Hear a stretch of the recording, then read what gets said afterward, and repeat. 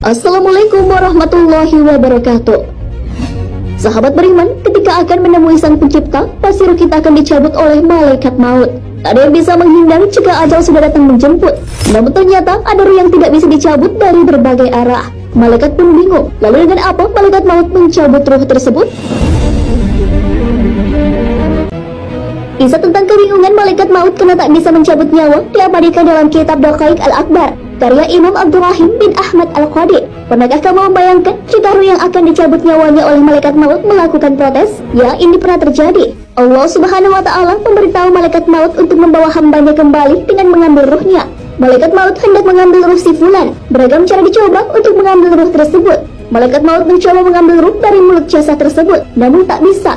Mulut fulan sedang berzikir kepada Allah Subhanahu wa Ta'ala. Lisan pun berkata bahwa malaikat maut tak punya jalan untuk mengambil roh tersebut dari lisan, karena ia senantiasa berzikir menyebut nama Allah Subhanahu wa Ta'ala. Karena tak berhasil, malaikat maut pun kembali menghadap Allah dan mengadukan apa yang sedang dialaminya. Allah pun menanggapi keluhan tersebut dengan menyuruh mengambil dari sisi yang lain. Malaikat maut pun turun dan mencoba mencabut nyawa dari arah tangan fulan, namun sayang sekali tak bisa juga. Ternyata tangan si fulan sering digunakan untuk bersedekah, mengelus-elus kepala anak yatim, dan menulis yang baik-baik. Tangan tersebut berkata, bukan dari arahku, engkau mengambil ruhku. Lagi-lagi malaikat maut menghadap Allah Subhanahu wa Ta'ala dan mengadukan hal yang dialaminya. Ia mengatakan sama persis dengan yang dikatakan oleh tangan fulan. Allah pun kembali bertitah untuk mengambil dari sisi yang lain. Kali ini sisi yang dipakai adalah kaki. Namun kaki si fulan berkata, aku meringankan langkah untuk sholat berjamaah, melaksanakan sholat 2 hari raya, dan aku tak kenal lelah melangkah menuju majelis taklim. Aku bukan arah untuk menarik ruh itu. Malaikat maut pun kembali menghadap Allah dan lagi-lagi ia diperintahkan untuk mengambil ruh tersebut dari sisi yang lain. Kali ini dari sisi manakah malaikat maut akan mencabut ruh tersebut? Kini malaikat maut hendak mengambil ruh fulan dari arah telinga. Namun telinga si fulan bercakap bahwa ia sering mendengarkan bacaan Al-Quran, mendengarkan azan dan mendengarkan zikir. Telinga fulan bukanlah sisi yang tepat untuk mengambil ruh tersebut. Ia pun kembali menghadap Tuhannya dan mendapat perintah yang sama. Malaikat maut mencoba menjemput ruh itu dari kedua mata fulan. Apakah yang dikatakan oleh kedua mata itu? Mata tersebut berucap, kami berdua melihat mushaf Al-Quran, memandang wajah ulama, memandang kedua orang tua, dan memandang orang-orang soleh. Aku pun bukan arahmu merenggut ruh.